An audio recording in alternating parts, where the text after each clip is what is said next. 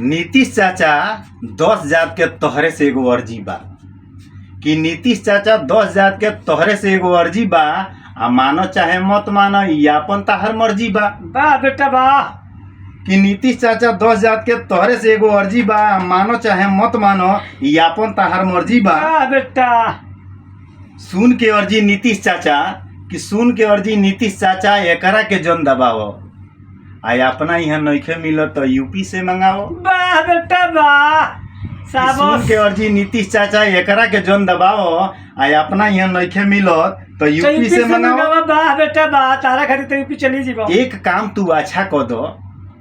अरे और तो सब कहबे कइल, लेकिन एगो काम इहो कर कि एक काम तू अच्छा कर दो।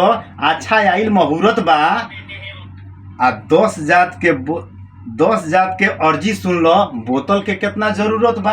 वाह बेटा वाह। कि एक काम तू अच्छा कर दो। अच्छा आइल मुहूर्त बा, आ 10 जात के अर्जी सुन लो कि बोतल के कितना जरूरत बा।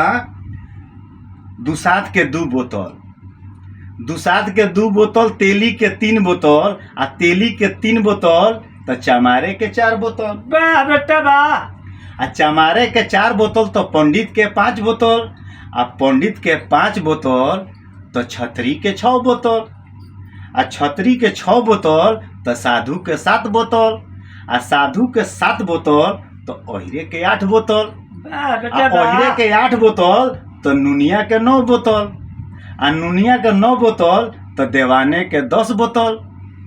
ई सब मंगा दो तो बिहार के उन्नति होई। वाह बेटा वाह। पास हो गेलो।